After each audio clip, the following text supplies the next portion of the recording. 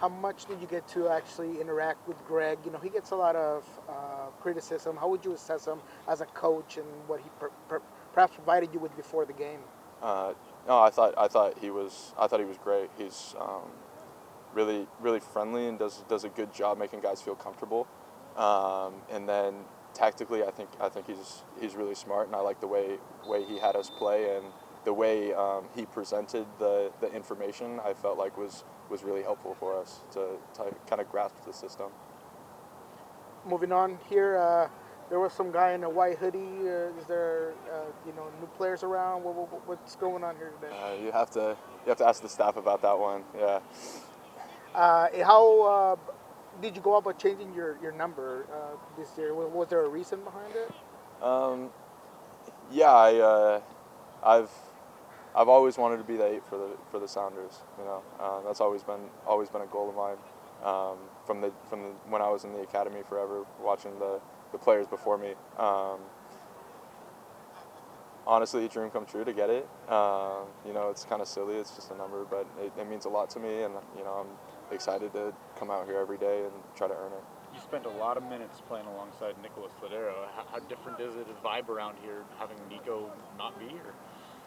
Yeah, it's different. He was such a good leader, and everyone, young guys, old guys, everyone learned so much from Nico.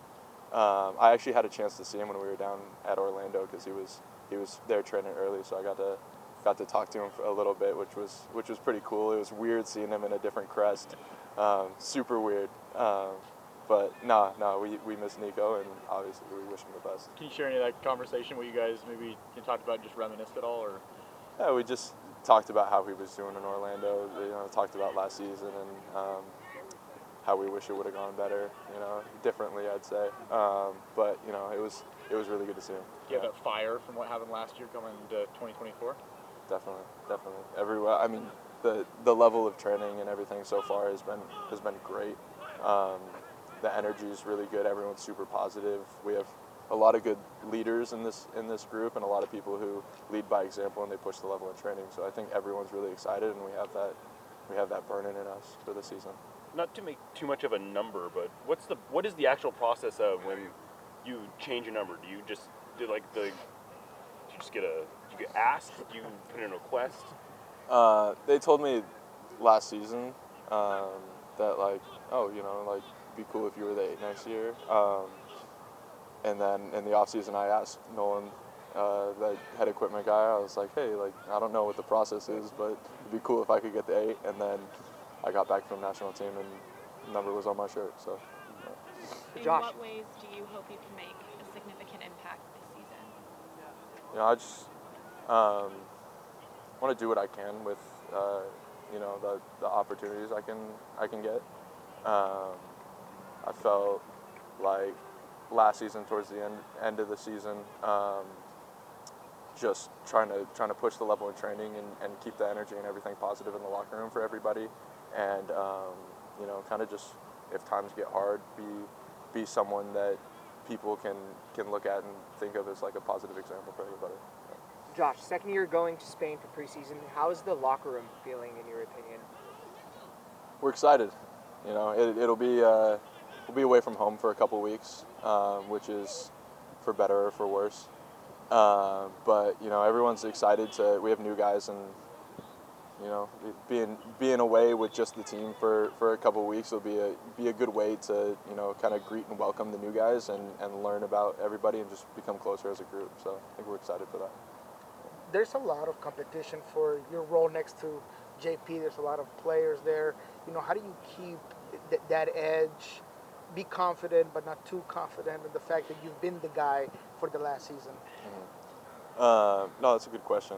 I think the guys in the spots make it easy to not lose your head a little bit, because everyone's pushing every single day.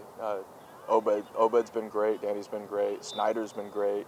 I was watching trainings while I was away, and all the midfielders, everyone's been so good. So it gives me that push to come in every single training and give everything I can. So. We've heard players say before that going to national team and coming back sort of raises your your level a little bit mentally, just knowing that you can compete in a different group?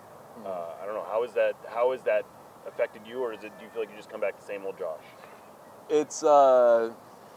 It was kind of interesting mentally because I mean for most of midway through last season, stuff like that, I never thought I would have been wearing a national team jersey for the U.S. men's national team. It's always a possibility, and you're always trying to earn that, but it felt so like far removed. So after getting there and getting a taste of it, and I'm not that far off of it. Kind of gives me like a little boost and makes me eager to come back here and do everything I can, because I know I'm playing to try to obviously give everything I can to my team and try to get wins, but also in the back of my head that I'm playing to try to get back there. You mentioned that, heading to Marbella, you and the team will grow closer.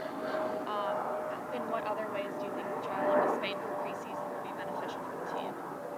I'm hoping the weather will be better. But we're gonna have 3 games there. I'm sure they'll be competitive. I don't know too much about the competition yet, but we'll study them before we play them. It'll be not training in an environment where you don't have any outside distractions, because we'll all be away from home. The guys who have families will be away from their families. We won't have things to take us away from soccer. We'll be there 100% for work, so we'll be able to give all our focus to that.